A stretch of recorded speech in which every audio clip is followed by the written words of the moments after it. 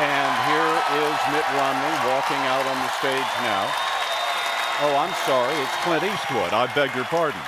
Clint Eastwood, a surprise special guest at the convention tonight.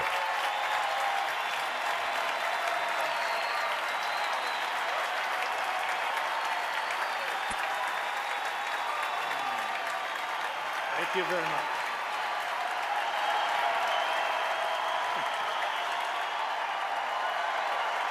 Thank you. Thank you very much. Thank you.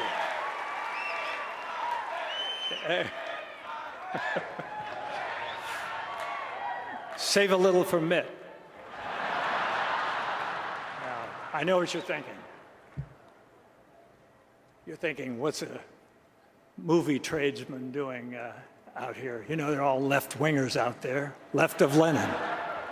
At least that's what people think, but that's not really the case. There's a lot of conservative people, a lot of moderate people, Republicans, Democrats in Hollywood. It's just that conservative people, by the nature of the word itself, play a little more close to the vest, and they don't go around hot dogging it. So,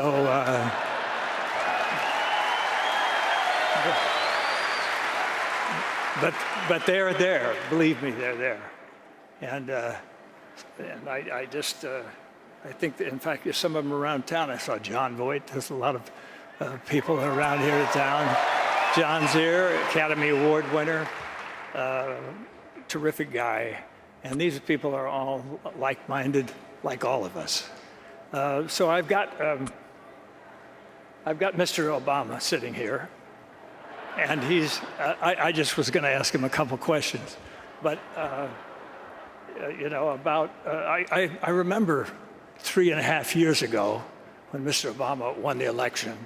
And though I wasn't a big supporter, I was watching that night when he was having that thing, and they were talking about hope and change, and they were talking about yes, we can, and it was dark, and it was outdoors, and it was nice, and people were lighting candles, and they were saying, you know, and I just thought, this is great. I mean, everybody's crying. Oprah was crying, and I was even crying.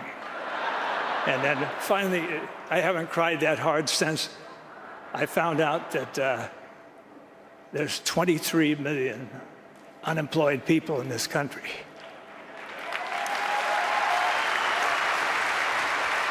And now that is something to cry for, because that is a disgrace, a national disgrace, and we haven't done enough, obviously. This administration hasn't done enough to cure that. And whatever interest they have is not strong enough. And I think possibly now it may be time for somebody else to come along and solve the problem.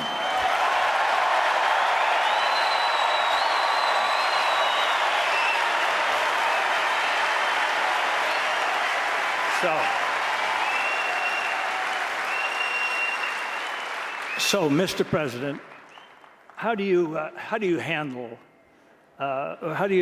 promises that you made when you were running for election, and how do you handle it? I mean, what do you say to people? Do you just you know? I know people were wondering. You don't have it, okay? Well, I know even some of the people in your own party were very disappointed when you didn't close Gitmo. And I thought, well, I think closing Gitmo, why close that? We've spent so much money on it. But I thought maybe it's an excuse. What do you mean, shut up? Okay. I thought it was just because somebody had a stupid idea of trying terrorists in downtown New York City. Maybe that was it.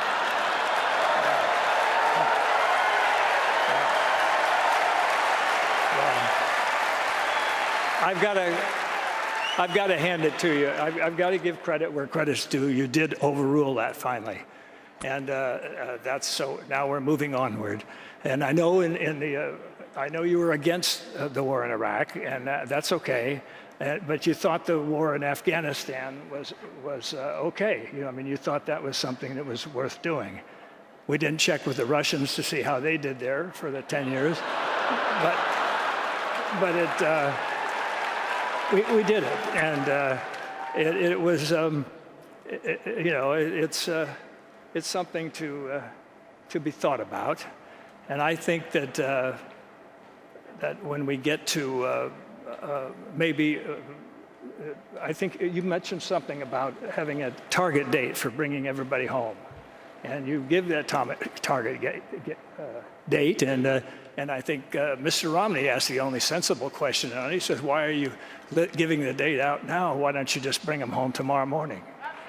And I thought, yeah,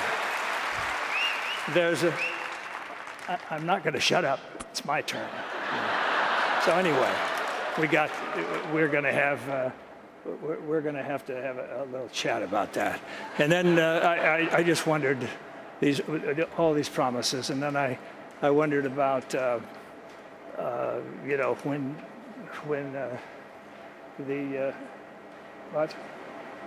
what do you want me to tell Romney? I can't tell him to do that. Can't do that to himself. You're crazy. You're absolutely crazy.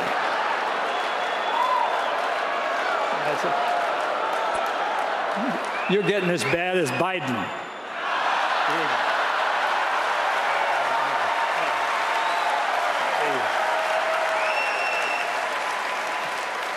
Of course, we all know Biden is the intellect of the Democratic Party. So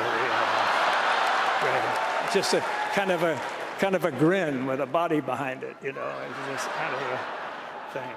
But I just think that there's so much to be done, and I think that Mr. Romney and Mr. Ryan are two guys that can come along. I never thought that it was a good idea for attorneys to be president anyway, because it.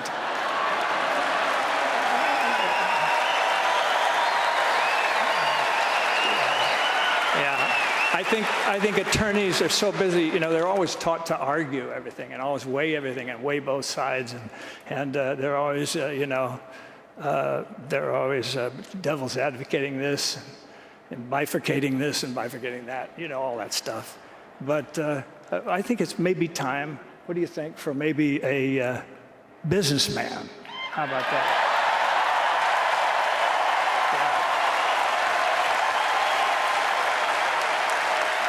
A stellar businessman, quote unquote, a stellar businessman. And I think it's that time. And I think if you just kind of stepped aside and Mr. Romney can kind of take over, you could still use the plane. Though maybe a smaller one, not that big gas guzzler that you're driving around when you're going around to colleges and talking about student loans and stuff like that. I think you're an ecological man. Why would you want to drive that truck around? Okay. Well, anyway. All right. I'm sorry. I can't do that to myself either. So, anyway. I'll see.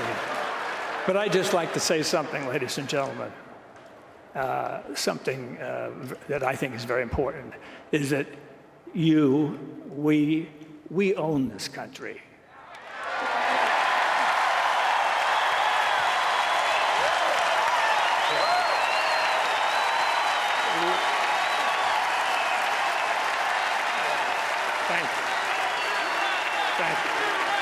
Yes, we own it.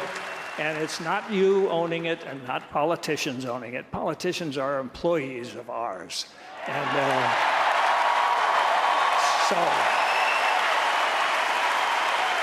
they're just going to come around and beg for votes every few years, and it's the same old deal. But I just think that it's important that you realize that and that you're the best in the world. And whether you're Democrat or whether you're a Republican or whether you're libertarian or whatever, you're the best, and we should not ever forget that. And when somebody does not do the job, we got to let them go.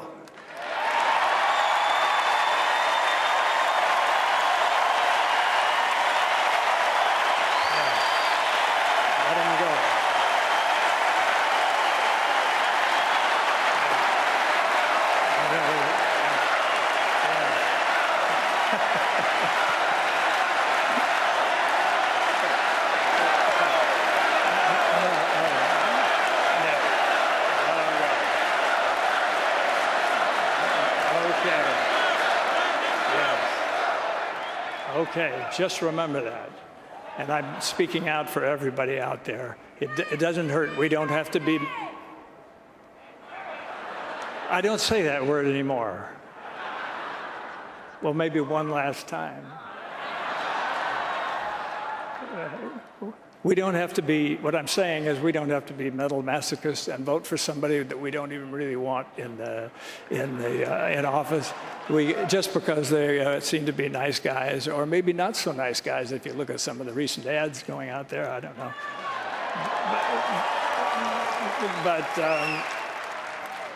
Okay, you want to make my day, huh? All right.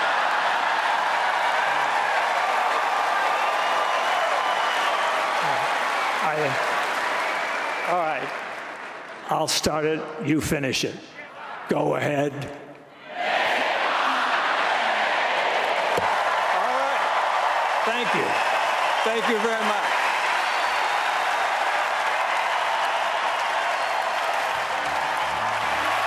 Well, the Republican Party has scripted every moment of this except that moment.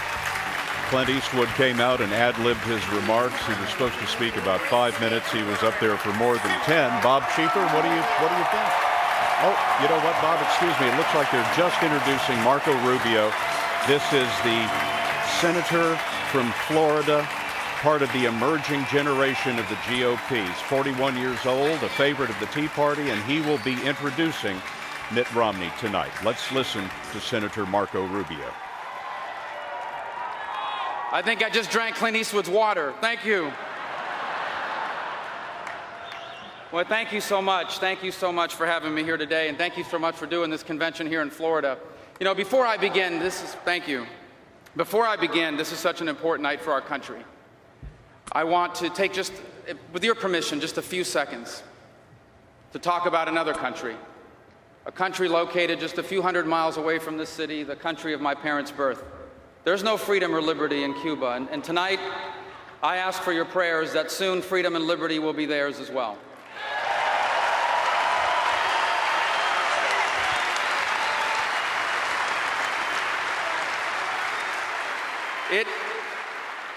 This is a big honor for me.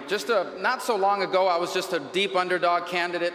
The only people that thought I could win all lived in my house. 4 of them were under the age of 10.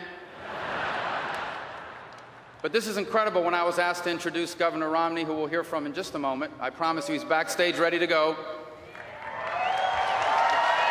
And so I called a few people and I asked them, what should I say? And they had a lot of different opinions, but the one thing they all said is, don't mess it up.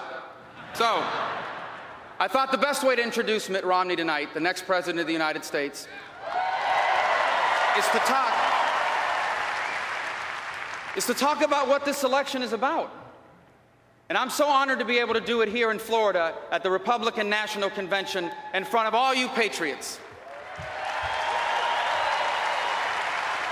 I watched my first convention in 1980 with my grandfather. My grandfather was born to a farming family in rural Cuba. Childhood polio left him permanently disabled. Because he couldn't work the farm, his family sent him to school. He was the only one in his family that knew how to read. He was a huge influence on me growing up. As a boy, I used to sit on the porch of our house and listen to his stories about history and politics and baseball as he would puff on one of his 3 daily Padron cigars. Now, I don't remember. It's been 3 decades since we last sat on that porch. And I don't remember all the things he talked to me about. But the one thing I remember is the one thing he wanted me never to forget. That the dreams he had when he was young became impossible to achieve. But there was no limit how far I could go because I was an American.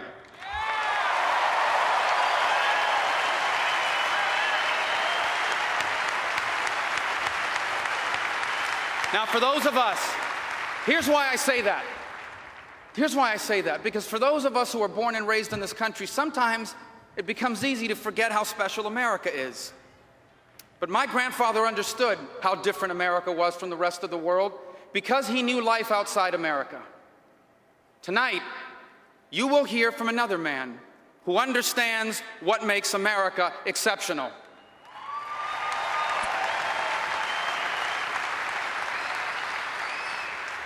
Mitt Romney knows America's prosperity didn't happen because our government simply spent more money.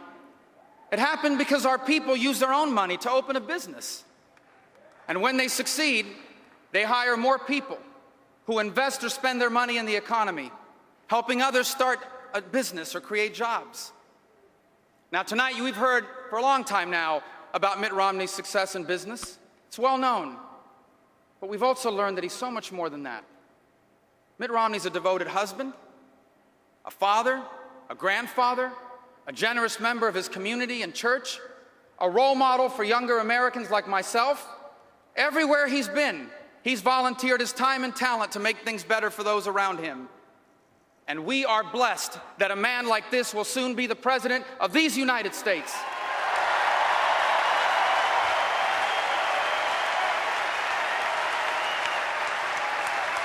Now,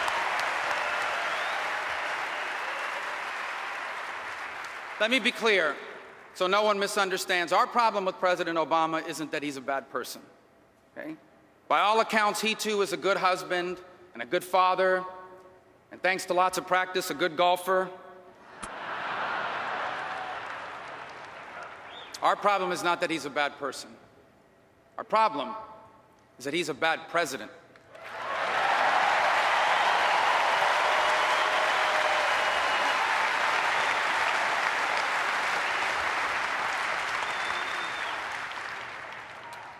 You think he's watching tonight? Because his new slogan for his campaign is the word forward. Forward. A government that spends $1 trillion more than it takes in? An $800 billion stimulus that created more debt than jobs? A government intervention into health care paid for with higher taxes and cuts to Medicare, scores of new rules and regulations. These ideas don't move us forward. These ideas move us backwards.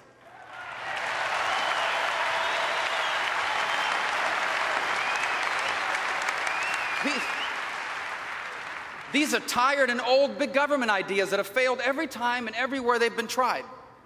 These are ideas that people come to America to get away from.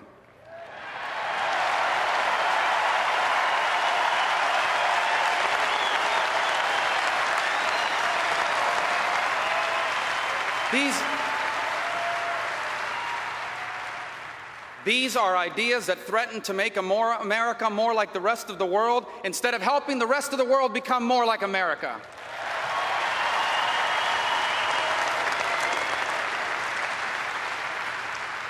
As for his old slogan, under Barack Obama, the only change is that hope is hard to find. Now, sadly, millions of Americans are insecure about their future. But instead of inspiring us by reminding us of what makes us special, he divides us against each other. He tells Americans that they're worse off because others are better off, that rich people got rich by making other people poor. Hope and change has become divide and conquer.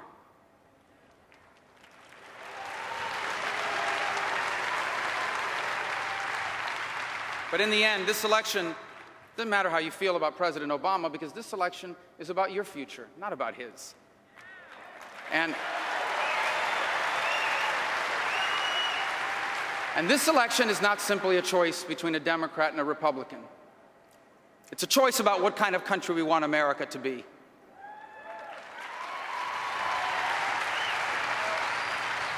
And as we prepare to make this choice, we should remember what made us special.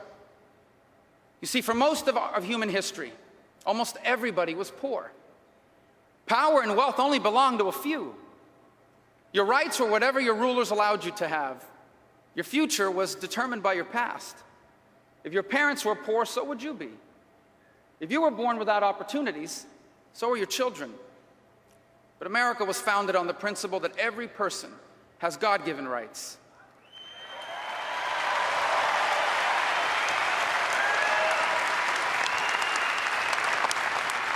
Founded on the belief that power belongs to the people, that government exists to protect our rights and serve our interests, and that no one should be trapped in the circumstances of their birth. We should be free to go as far as our talents and our work can take us.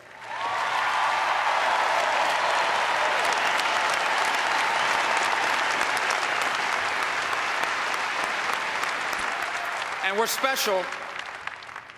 We're special because we're united not as a common race or a common ethnicity. We're bound together by common values. That family is the most important institution in society.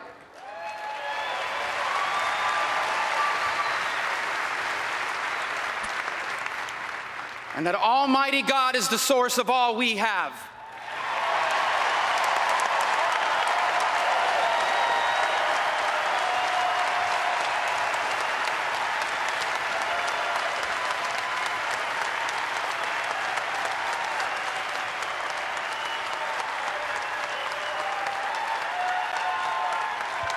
We're special. We're special because we've never made the mistake of believing that we are so smart that we can rely solely on our leaders or on our government. Our national motto, "In God We Trust," reminding us that faith in our Creator is the most important American value of them all.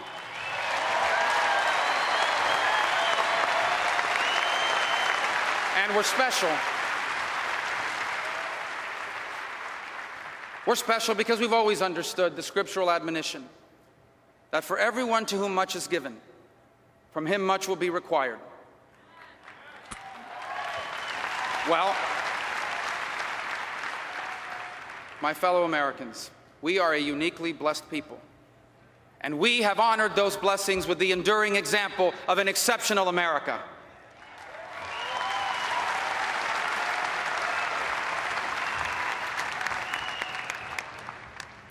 I know for many of you watching at home tonight, the last few years have tested your faith in the promise of America. Maybe you're at an age when you thought you would be entering retirement, but now because your savings and investments are wiped out, your future is uncertain. Maybe after years of hard work, this was the time you expected to be your prime earning years, but instead you've been laid off and your house is worth less than your mortgage. Maybe you did everything you were told you needed to do to get ahead. You studied hard and finished school, but now you owe thousands of dollars in student loans. You can't find a job in your field, and you've had to move back in with your parents.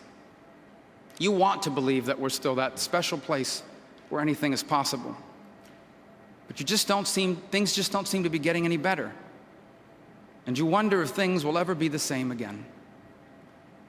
Yes, we live in a troubled time, but the story of those who came before us reminds us that America has always been about new beginnings.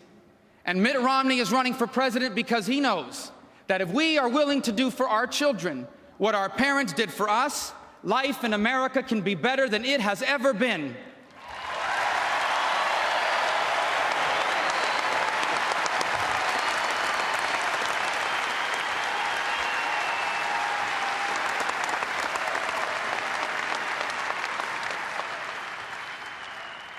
My mother was one of 7 girls whose parents often went to bed hungry so their children wouldn't.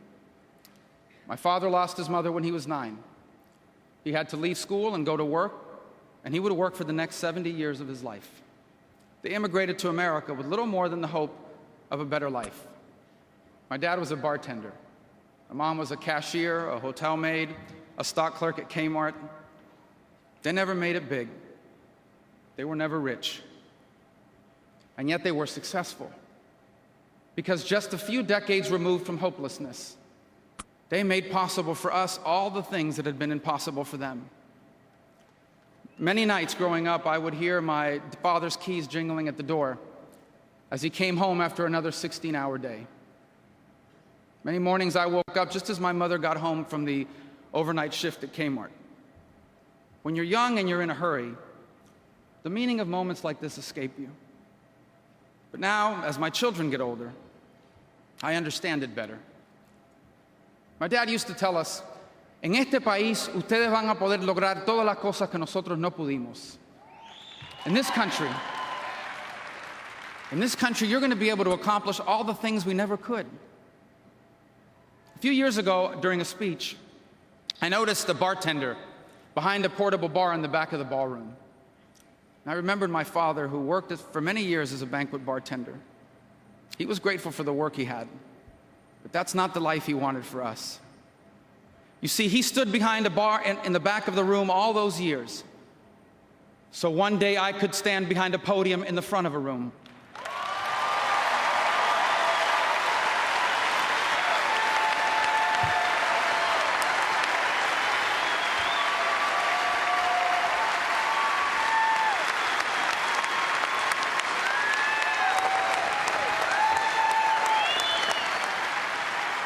that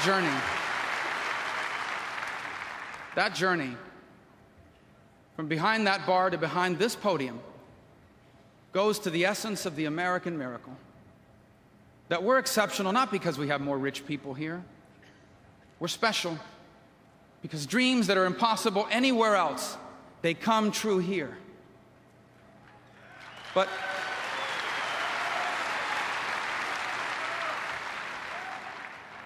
that's not just my story. That's your story. That's our story. That's the story of your mothers who struggled to give you what they never had. That's the story of your fathers who worked 2 jobs so that the doors that had been closed for them would be open for you. That's the story of that teacher or that coach that taught you the lessons that made you who you are today. And it's the story of a man who was born into an uncertain future in a foreign country. His family came to America to escape revolution. They struggled through poverty and the Great Depression. And yet he rose to be an admired businessman and public servant. And in November, his son Mitt Romney will be elected president of these United States.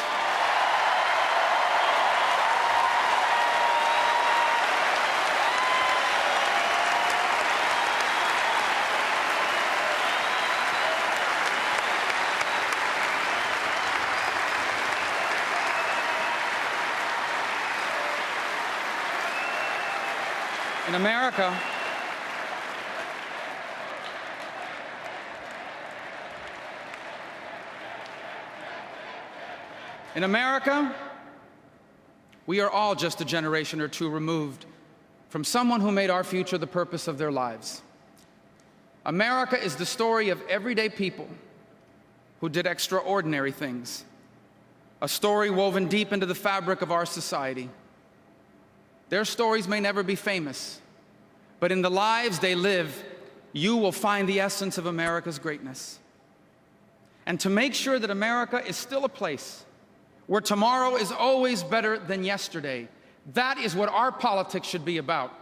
And that is what we are deciding this election.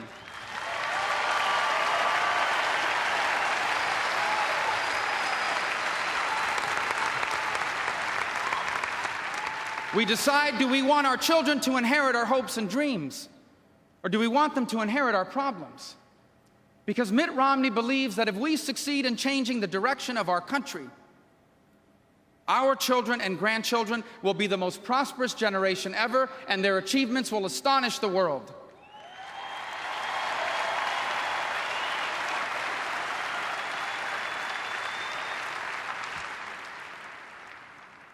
The story of our time will be written by Americans who haven't yet even been born.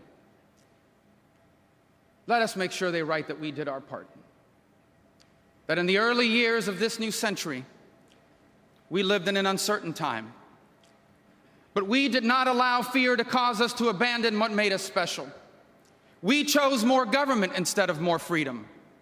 We chose the principles of our founding to solve the challenges of our time. We chose a special man to lead us in a special time. We chose Mitt Romney to lead our nation, and because we did, the American miracle lived on for another generation to inherit.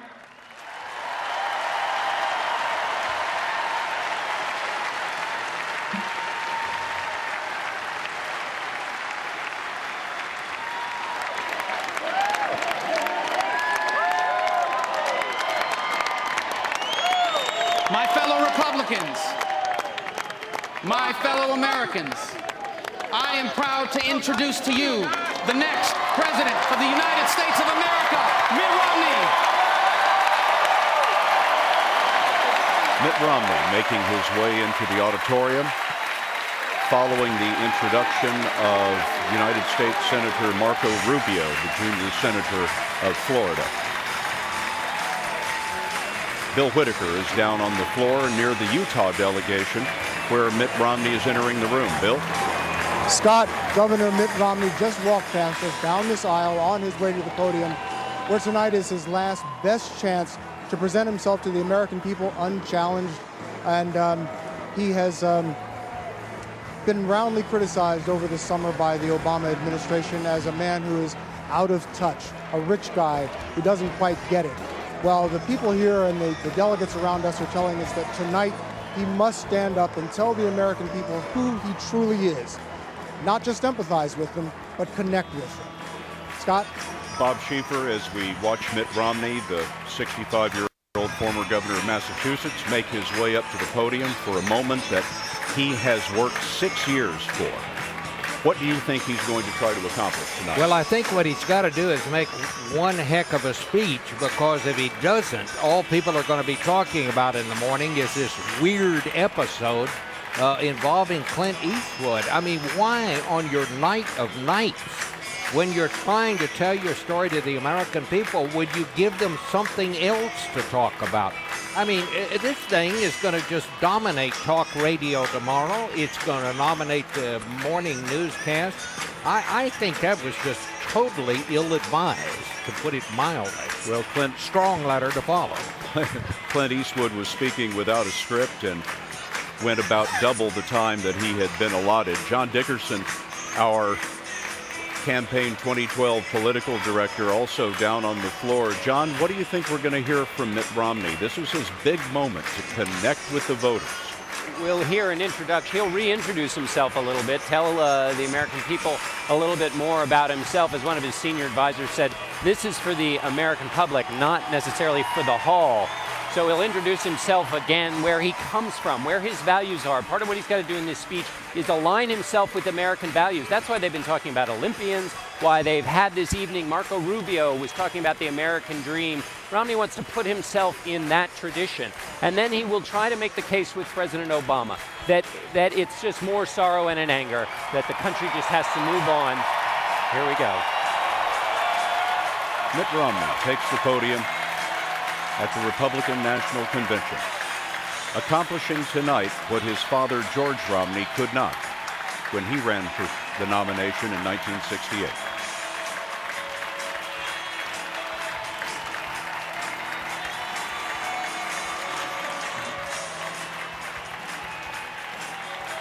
Jan Crawford has been... Mitt Romney is about to address the convention and address the nation. Let's listen in.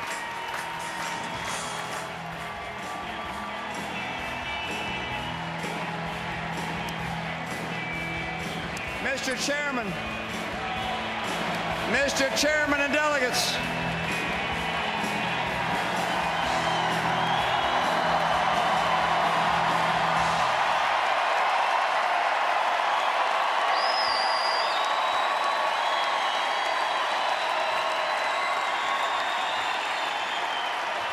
Mr. Chairman and delegates, I accept your nomination for President of the United States.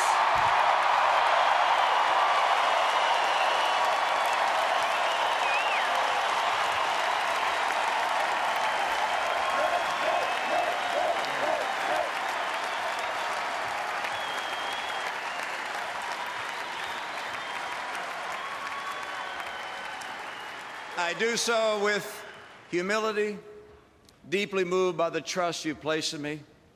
It's a great honor. It's an even greater responsibility. And tonight I'm asking you to join me to walk together to a better future. And by my side, I've chosen a man with a big heart from a small town.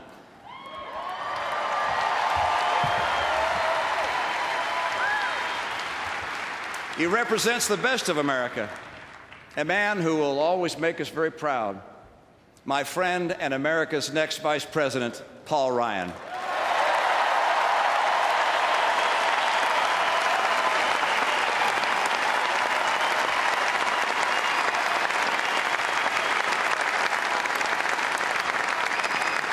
In the days ahead, you're going to get to know Paul and Jana better.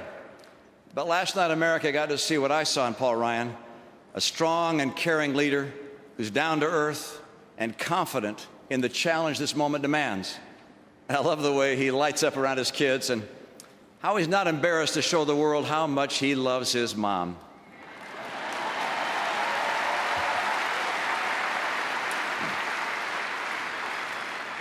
But Paul, I still like the playlist on my iPod better than yours.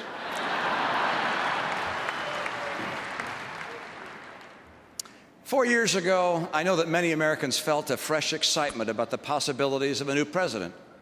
That choice was not the choice of our party, but Americans always come together after elections.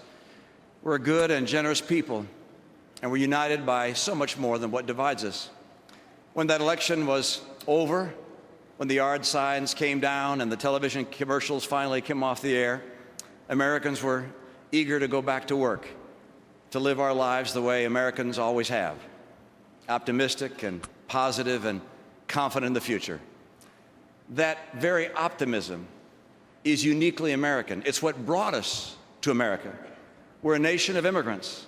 We're the children and grandchildren and great-grandchildren of the ones who wanted a better life, the driven ones, the ones who woke up at night hearing that voice telling them that life in the place called America could be better. They came not just in pursuit of the riches of this world, but for the richness of this life. Freedom, freedom of religion, freedom to speak their mind, freedom to build a life, and yes, freedom to build a business with their own hands.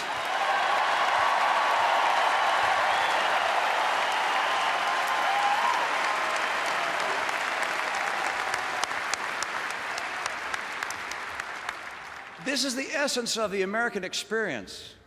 We Americans have always felt a special kinship with the future. When every new wave of immigrants looked up and saw the Statue of Liberty, or knelt down and kissed the shores of freedom just 90 miles from Castro's tyranny, these new Americans surely had many questions, but none doubted that here in America they could build a better life, that in America their children would be blessed more than they. But today, 4 years from the excitement of that last election, for the first time, the majority of Americans now doubt that our children will have a better future. It's not what we were promised. Every family in America wanted this to be a time when they could get a little ahead, put aside a little more for college, do more for the elderly mom that's now living alone, or give a little more to their church or their charity. Every small business wanted these to be their best years ever, when they could hire more, do more for those who had stuck with them through the hard times, open a new store or sponsor that Little League team. Every new college graduate thought they'd have a good job by now, a place of their own. They could start paying back some of their loans and build for the future. This is when our nation was supposed to start paying down the national debt and rolling back those massive deficits. This was the hope and change America voted for. It's not just what we wanted. It's not just what we expected. It's what Americans deserved.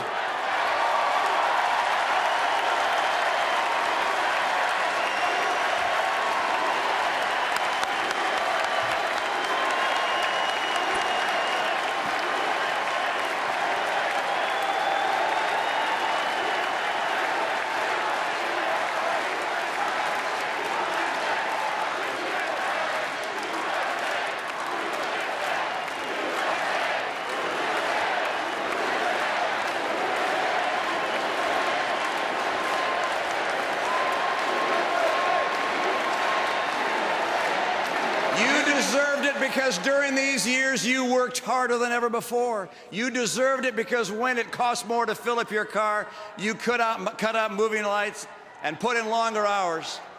Or when you lost that job that paid $22.50 an hour with benefits, you took 2 jobs at $9 an hour.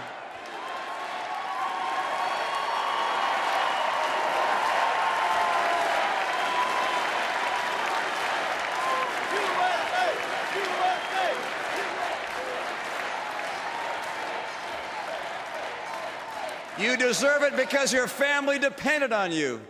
And you did it because you're an American and you don't quit. You did it because it was what you had to do. But driving home late from that second job or standing there watching the gas pump hit $50 and still going, when the realtor told you that to sell your house you'd have to take a big loss, in those moments you knew that this just wasn't right. But what could you do except work harder, do with less, try to stay optimistic, hug your kids a little longer, maybe spend a little more time praying that tomorrow would be a better day. I wish President Obama had succeeded because I want America to succeed.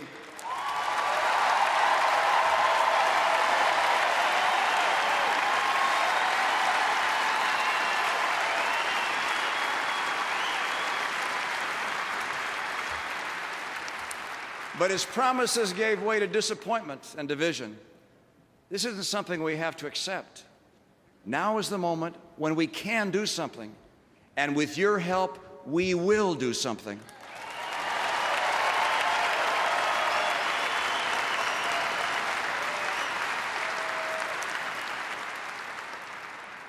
Now is the moment when we can stand up and say, I'm an American. I make my destiny. We deserve better. My children deserve better. My family deserves better. My country deserves better.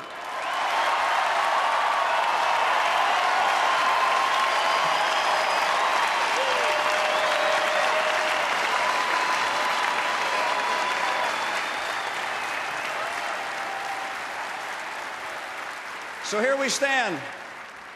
Americans have a choice, a decision. To make that choice, you need to know more about me and where I'd lead our country. I was born in the middle of the century, in the middle of the country, a classic baby boomer.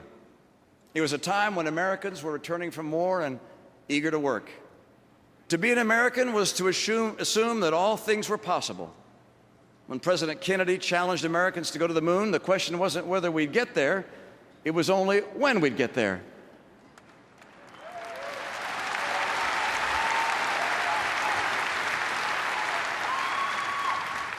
The soles of Neil Armstrong's boots on the moon made permanent impressions on our souls. Ann and I watched those steps together on her parents' sofa. Like all Americans, we went to bed that night knowing we lived in the greatest country in the history of the world.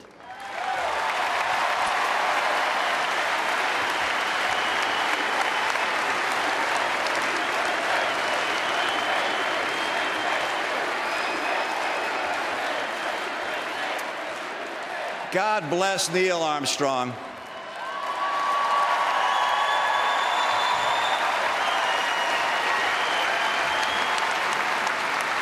Tonight, that American flag is still there on the moon. And I don't doubt for a second that Neil Armstrong's spirit is still with us. That unique blend of optimism, humility, and the utter confidence that when the world needs someone to do the really big stuff, you need an American.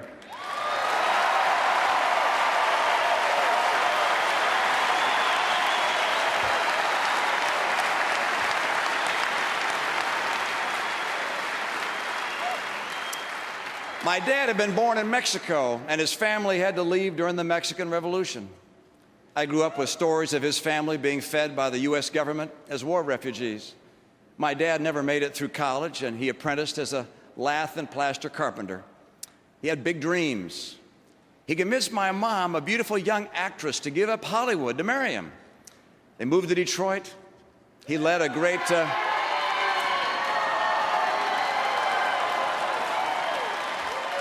He led a great automobile company and became governor of the great state of Michigan.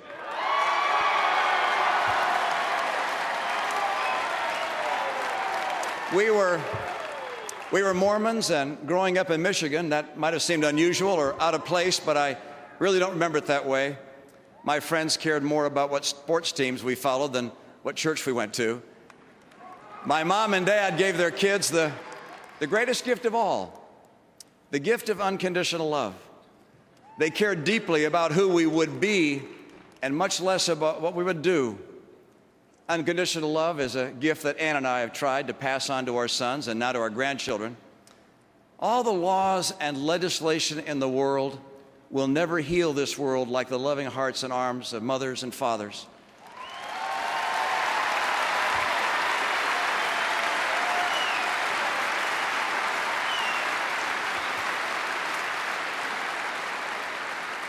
You know, if every child could drift to sleep feeling wrapped in the love of their family and God's love, this world would be a far more gentle and better place.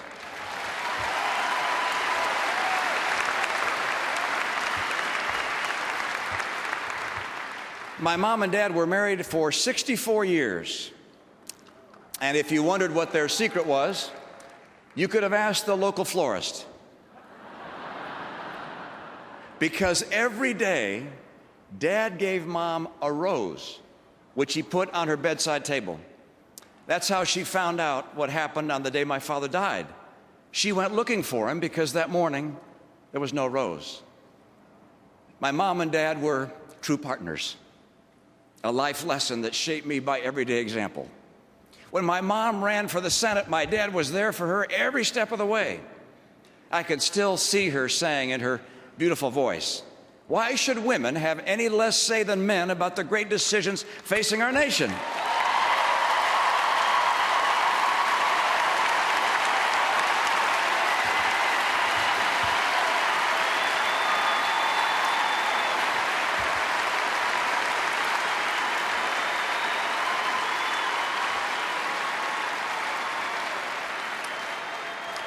Don't you wish you could have been here at this convention and heard leaders like Governor Mary Fallin, Governor Nikki Haley, Governor Susana Martinez, Senator Kelly Ayotte, and Secretary of State Condoleezza Rice.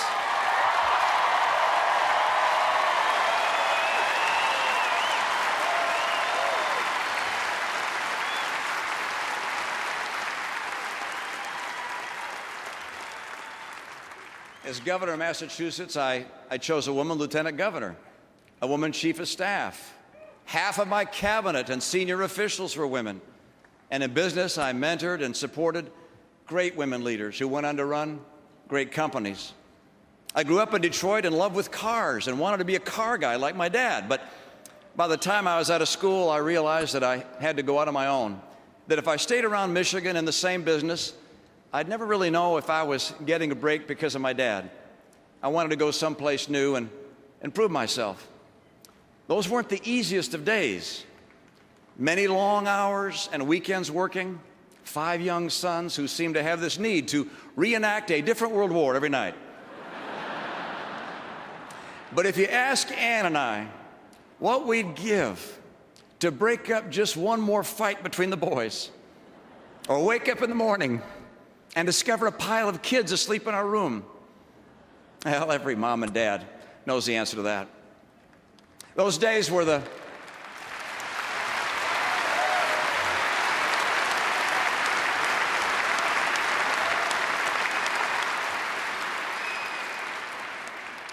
these were tough days on Ann, particularly.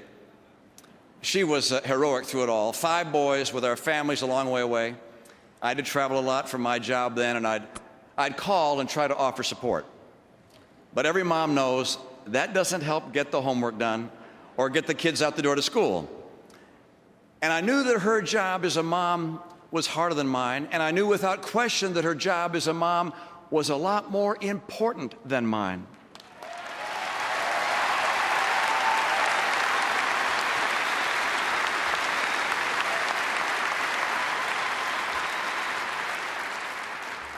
And as America saw Tuesday night, Ann would have succeeded at anything she wanted to do.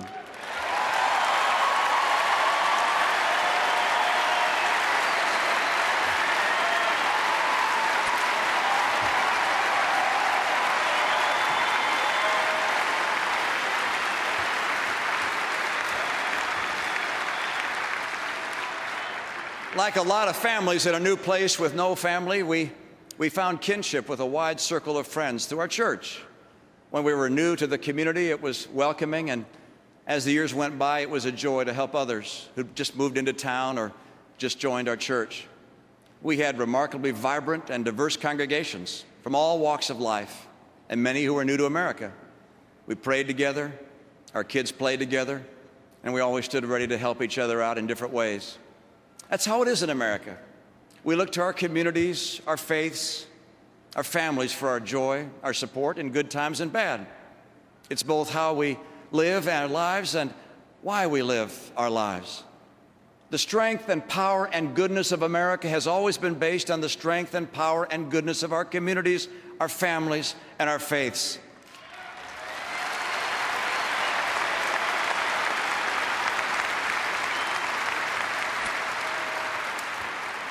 That's the bedrock of what makes America, America. In our best days, we can feel the vibrancy of America's communities, large and small. It's when we see that new business opening up downtown. It's when we go to work in the morning and see everybody else on the block doing the same thing. It's when our son or daughter calls from college to talk about which job offer they should take, and you try not to choke up when you hear that the one they like best is not too far from home.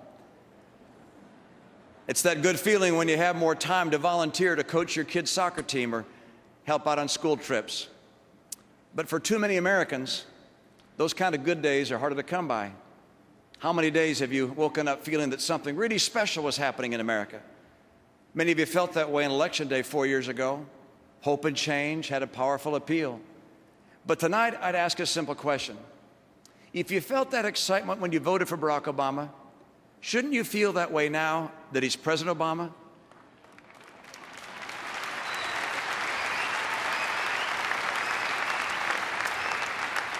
You know there's something wrong with the kind of job he's done as president when the best feeling you had was the day you voted for him.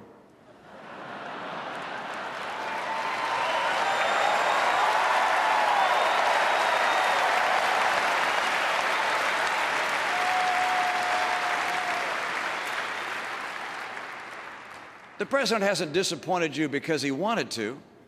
The president has disappointed America because he hasn't led America in the right direction. He took office without the basic qualification that most Americans have, and one that was essential to the task at hand. He had almost no experience working in a business. Jobs to him are about government.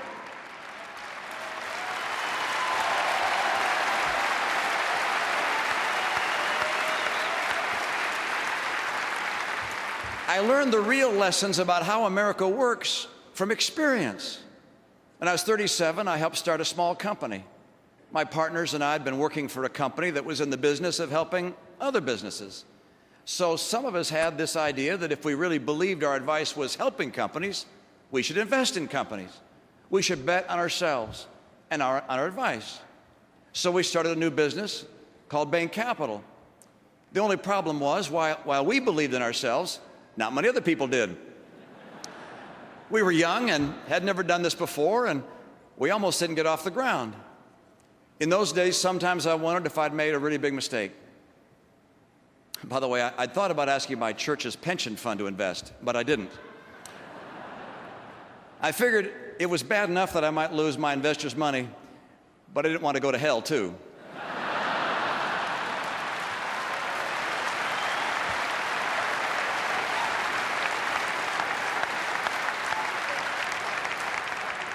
Shows what I know. Another of my partners got the Episcopal Church pension fund to invest. And today there are a lot of happy retired priests who should thank him.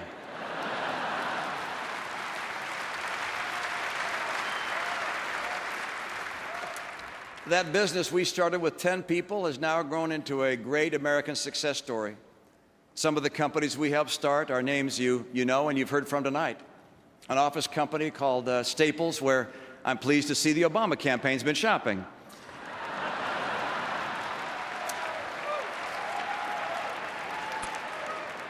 The Sports Authority, which of course became a favorite of my boys. We helped start an early childhood learning company called Bright Horizons that First Lady Michelle Obama rightly praised. And at a time when nobody thought we'd ever see a new steel mill built in America, we took a chance and built one in a cornfield in Indiana. Today,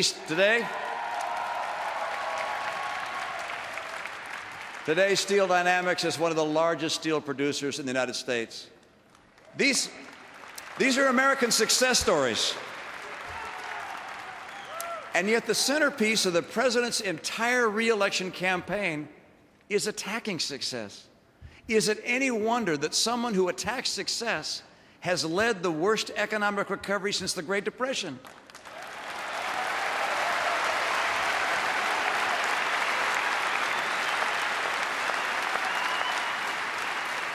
In America, we celebrate success. We don't apologize for success.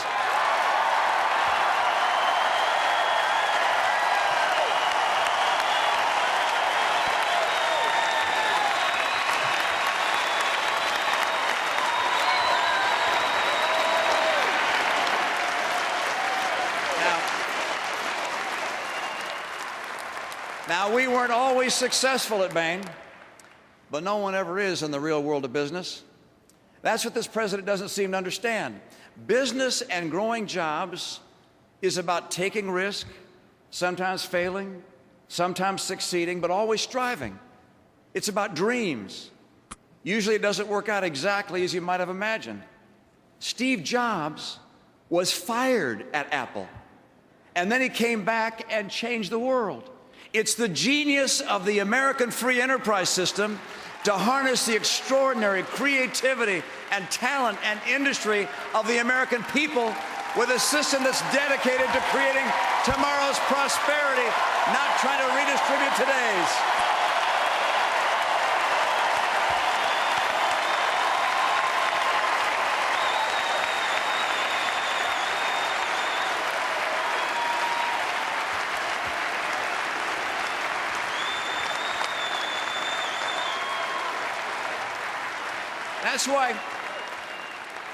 That's why every president since the Great Depression who came before the American people asking for a second term could look back at the last 4 years and say with satisfaction, you're better off than you were 4 years ago, except Jimmy Carter, and except this president.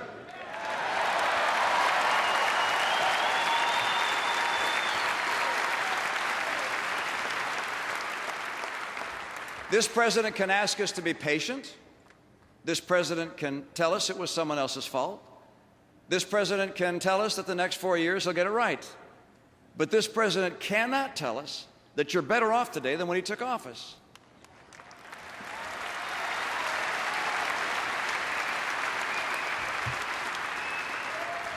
America's been patient.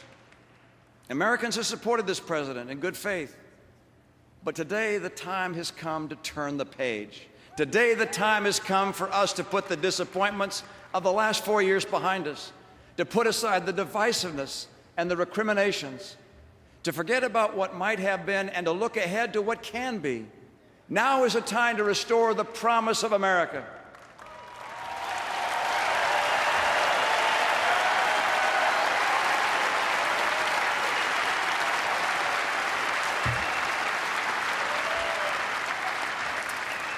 Many Americans have given up on this president, but they haven't ever thought about giving up. Not on themselves, not on each other, and not on America. What is needed in our country today is not complicated or profound. It doesn't take a special government commission to tell us what America needs. What America needs is jobs, lots of jobs.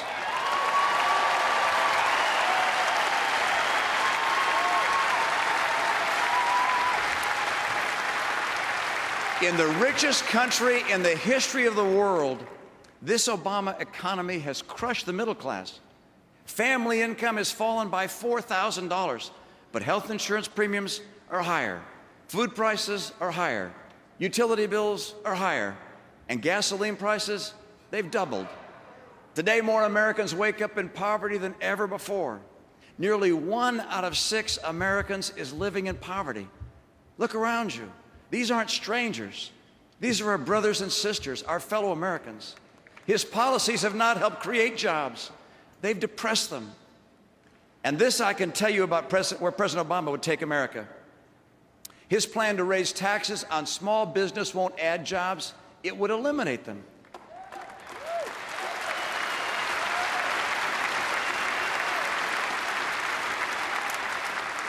His assault on coal and gas and oil will send energy and manufacturing jobs to China.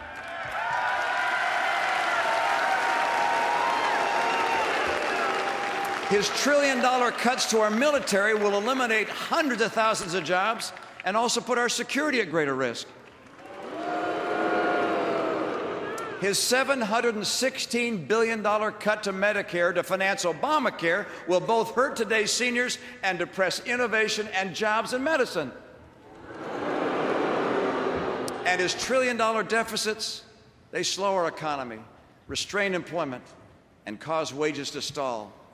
To the majority of Americans who now believe that the future will not be better than the past, I can guarantee you this: if Barack Obama is reelected, you'll be right.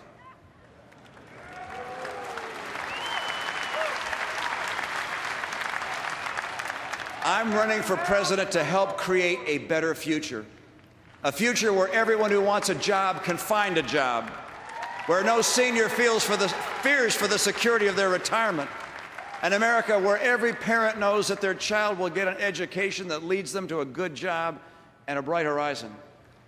And unlike the president, I have a plan to create 12 million new jobs.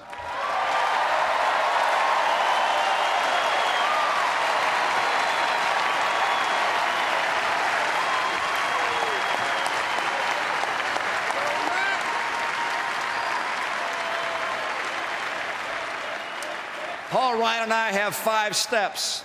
First, by 2020, North America will be energy independent by taking full advantage of our oil, our coal, our gas, our nuclear, and our renewables.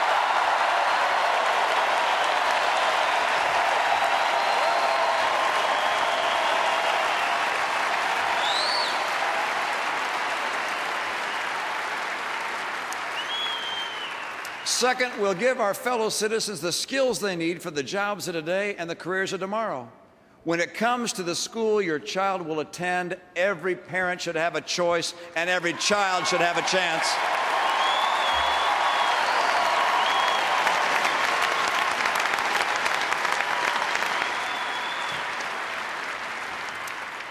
Third, we'll make trade work for America by forging new trade agreements. And when nations cheat in trade, there will be unmistakable consequences.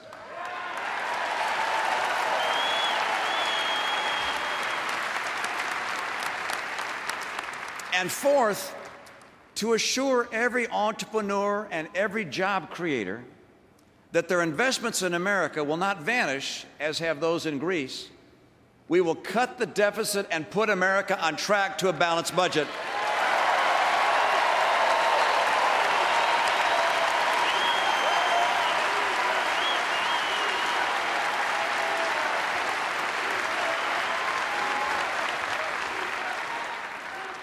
And fifth, we will champion small businesses, America's engine of job growth. That means reducing taxes on business, not raising them. It means simplifying and modernizing the regulations that hurt small business the most. And it means that we must rein in the skyrocketing cost of health care by repealing and replacing Obamacare.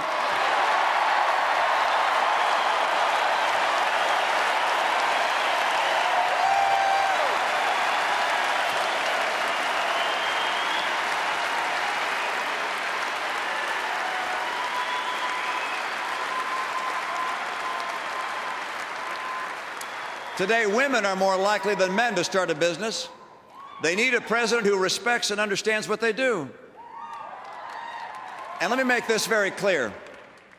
Unlike President Obama, I will not raise taxes on the middle class of America.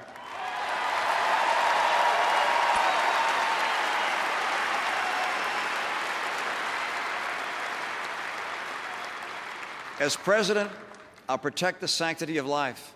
I'll honor the institution of marriage.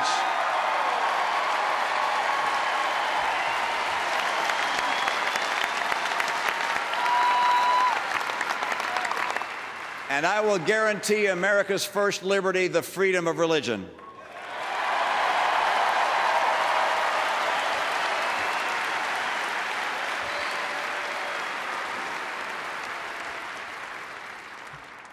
President Obama promised to begin to slow the rise of the oceans.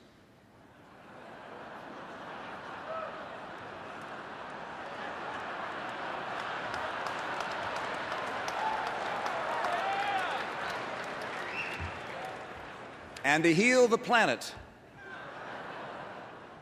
My promise is to help you and your family.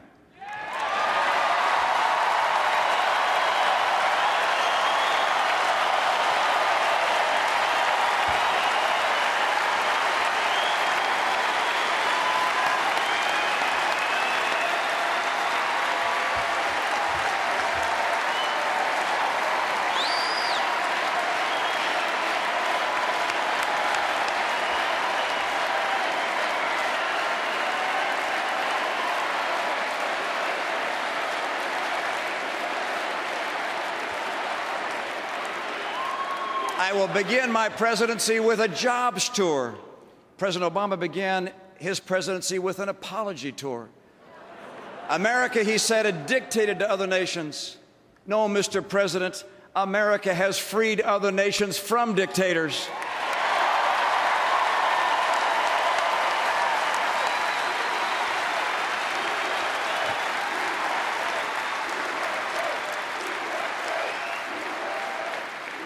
Every American.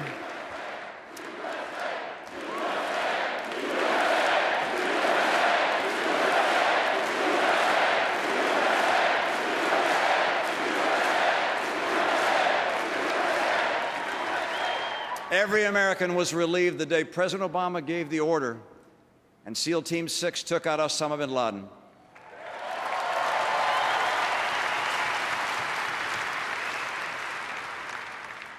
On another front, every American is less secure today because he has failed to slow Iran's nuclear threat. In his first TV interview as president, he said we should talk to Iran. We're still talking, and Iran's centrifuges are still spinning. President Obama has thrown allies like Israel under the bus, even as he has relaxed sanctions on Castro's Cuba.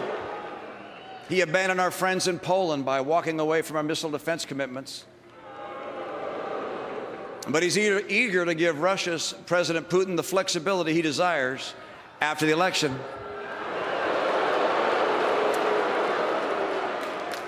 Under my administration, our friends will see more loyalty, and Mr. Putin will see a little less flexibility and more backbone.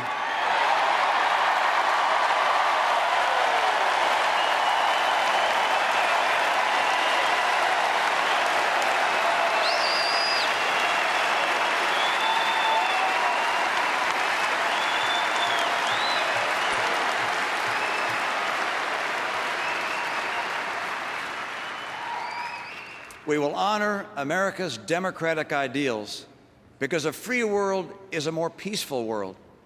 This is the bipartisan foreign policy legacy of Truman and Reagan, and under my presidency, we will return to it once again.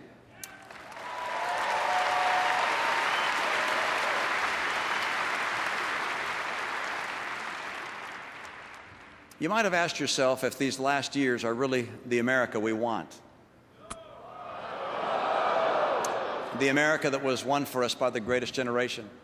Does the America we want borrow $1 trillion from China? Does it fail to find the jobs that are needed for 23 million people and for half the kids graduating from college? Are those schools lagging behind the rest of the developed world? And does America that we want succumb to resentment and division among Americans? The America we all know has been a story of the many becoming one, uniting to preserve liberty, uniting to build the greatest economy in the world, uniting to save the world from unspeakable darkness. Everywhere I go in America, there are monuments that list those who have given their lives for America. There's no mention of their race, their party affiliation, or what they did for a living.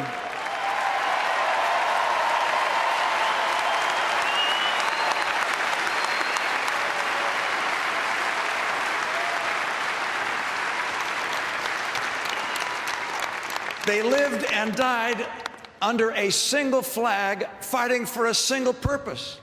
They pledged allegiance to the United States of America.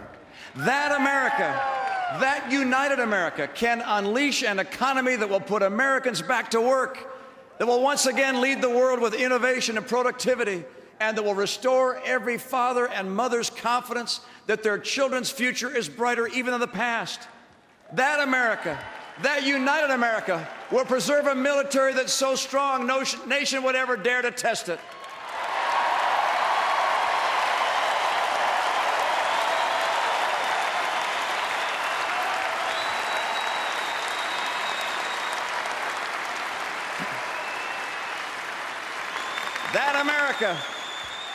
That America, that united America, will uphold the constellation of rights that were endowed by our Creator and codified in our Constitution.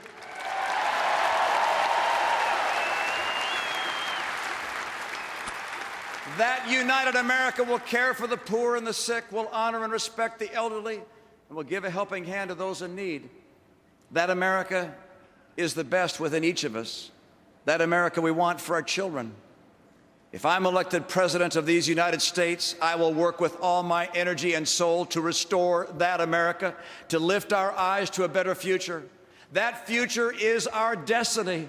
That future is out there. It is waiting for us. Our children deserve it.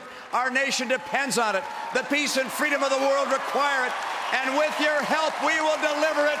Let us begin that future for America tonight. Thank you so very much. May God bless you. May God bless the American people. And may God bless the United States of America.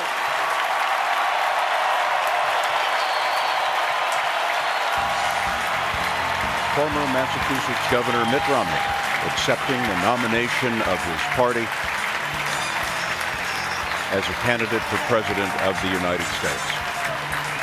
In that speech, Romney was